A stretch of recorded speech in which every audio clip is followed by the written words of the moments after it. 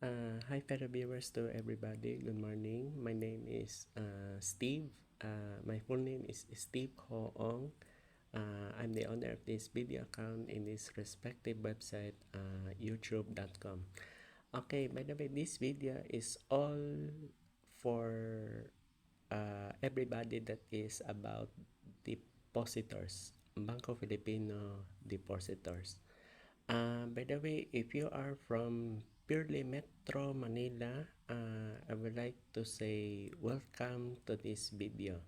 I'm referring to Metro Manila Banco Filipino Depositors Alliance. Welcome to this video. Actually, I did not know na meron pala kayong group or parang association na kung hindi ako magkakamali, alyansa or alliance sa Metro Manila area only.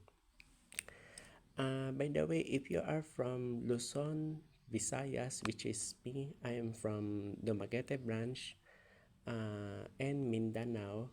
If you are from that region, it's either Luzon, Visayas, or Mindanao.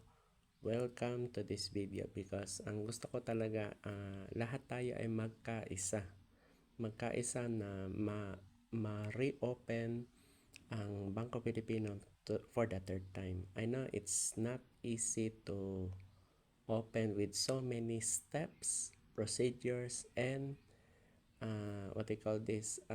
so many trials and challenges to be faced.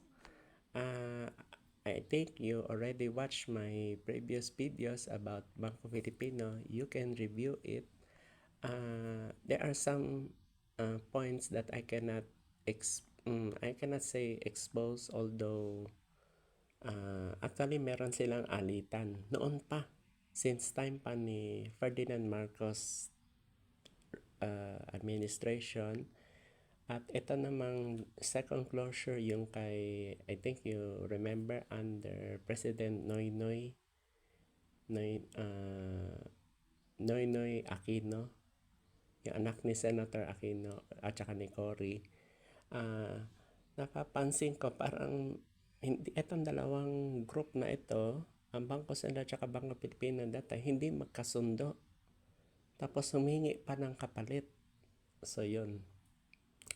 Actually, ang issue kasi yung 18.8 billion, yung damage suit ng final ng Bangko Pilipino against Bangko Sentral. Kaya hindi sila hindi sila nagkakasundo. Actually, nagkaroon pa sila ng agreement na meron mangyaring bayaran. Okay, ito po ang totoo. Sa lahat ng depositors na hindi pa nakakaalam, ito sasabihin ko na po.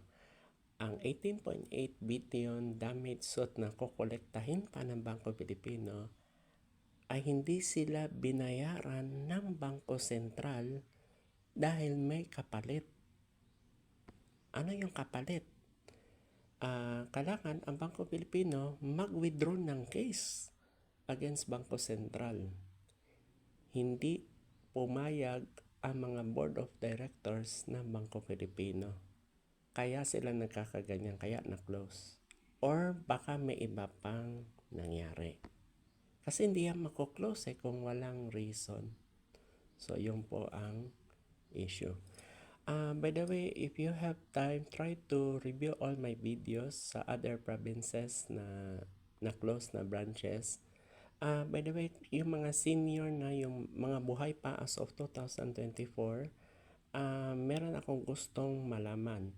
Meron pa bang Bangko Pilipino branches such as Metro Manila and other provincial na hindi na-open? Pwede niyo ko i-PM sa aking FB. Meron ako isusulat sa description. Ang aking FB account ay Steve Rooster Ong. Ang palatandaan sa aking profile picture ay may logo na Saudi Gold. Sa akin po yan. Kaya doon kayo mag-PM. Kung meron kayong katanungan or clarifications, meron akong itatanong sa inyo. Uulitin ko po, itong video na ito ay para lang sa mga Bangko Filipino depositors.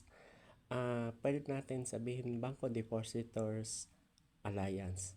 Ang point ko dito sa video na ito, lahat tayo depositors na buhay pa, magkaisa tayo na i-revive, i-rehabilitate ang Bangko Pilipino kaysa gusto nila i-liquidate. Kung ako nga tatanungin, liquidate, nakakatawa sila, at saka parang kasi lumalabas kasi parang pinapatay ang bangko nadapa na pinatay pa. Yan ang aking analysis, kasi hirap ibangon kung ang isang bangko nadapa.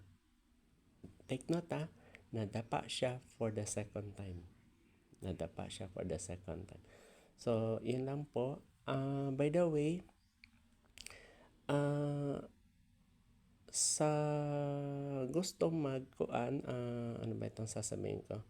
By the way, hindi ko kayo pipilitin, reminder hindi ko kayo pipilitin pumunta sa Dumaguete para pag-usapan kung paano natin i-revive ang Bangko Pilipino, because sa daming branches nationwide, so ang akin is paano natin siya ibabangon muli.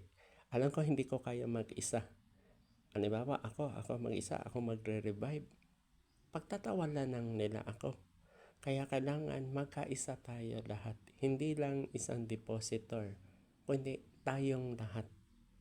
Kasi remember, habang buhay pa tayo ang next generation na i-open ang Bangko Pilipino.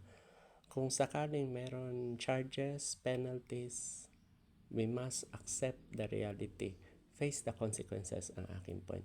By the way, my main objective in this video is simple lang, i-rehabilitate and at the same time i-recover ang bank. Thank you so much for listening in this video. Good morning. By the way, don't you worry, meron pa yung kasunod na videos. May kasunod pa yan. Ang ginagawa ko kasi chapter by chapter itong video na ito. Thank you so much for listening in this video. Good morning. Pwede kayo mag-subscribe sa aking video. Pwede din click the notification bell sa mga susunod na video sa may kinalaman sa Bangko Pilipino. Thank you so much for listening. Good morning.